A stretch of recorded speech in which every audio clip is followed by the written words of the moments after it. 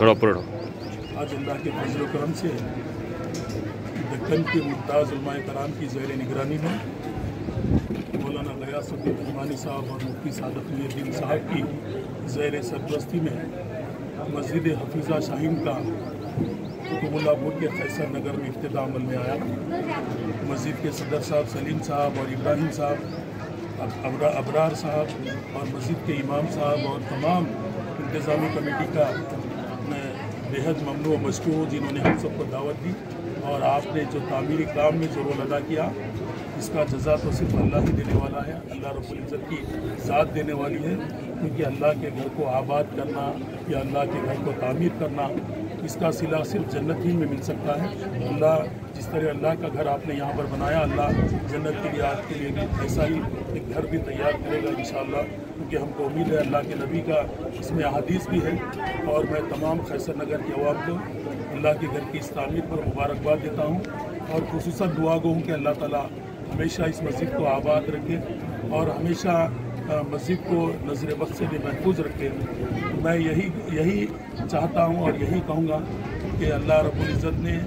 इस हफीज़ा शाहीन मस्जिद का जो इफ्तिताह अमल में आया ये बहुत ही काबिल मुबारक आज मौका है। और आप जानते हैं तेलंगाना रियासत के हालात को भी, क्योंकि अल्लाह ने हमें ऐसी रियासत में रखा जहाँ पर हमें मस्जिद बनाने या नमाज़ पढ़ने या कोई भी मजहबी चीज़ों से रोका नहीं जाता। मैं इसीलिए आपसे यही ख्वाहिश करूँगा कि अल्लाह से आप दुआ गो है कि अल्लाह से आप दुआ करिए कि अल्लाह हमारी रियासत को ऐसी ही यानी अमन का गहवारा बनाए, गंगा जमनी तहजीब वाली रियासत बनाए और अल्लाह हमारी रियासत को सेकुलर लोगों के सेकुलर जहन रखने वालों के हुक्मरानों को हम पर रखे। मैं यही कहूँगा कि इस रियासत आज का जो पुराशुभ दौर है, इस दौर में तेलंगाना एक ऐसी महफूज रियासत है जहाँ पर किसी मज़हब को किसी चीज़ पर कोई तकलीफ़ नहीं दी जाती, ना किसी जानवर को ज़ुबा करने से तकलीफ़ दी जाती है, ना ही कोई मजहबी त्यौहार मनाने से किसी को रोका जाता है। ये रियासत जबकि अलहदा रियासत के लिए हम सब ने और आपने जदोजहद की थी और अल्लाह ने हम सब की मेहनत को रंग दिया और अलहदा रियासत तेलंगाना कायम हो चुकी है। और ख़ुद हमारी रियासत के वज़ीर आला भी कल्बकुंतला चंद्रशेखर राव साहब को आप जानते हैं, जिन्होंने ना सिर्फ हमारे बुजुर्गान दीन से अक़ीदत रखते हैं, मोहब्बत रखते हैं, बल्कि जिस दौरे हुकूमत में मुसलमानों पर या मदरसों पर जो इल्ज़ाम लगाता था कि सीआर साहब उसको धोने के लिए खुद जामे निज़ामिया का दौरा किया, वहाँ पर 19 करोड़ की लागत से एक बड़े पैमाने पर ऑडिटोरियम की तामीर की और एसी का ऑडिटोरियम है और बड़े पैमाने पर उसको लिफ्ट भी लगाई। आज जामे निज़ामिया की सूरत हाल आप खुद उसका जायज़ा ले सकते हैं। अनीसुल गुरबा को भी आपने देखा, मेरी रियासत के वज़ीर आला ने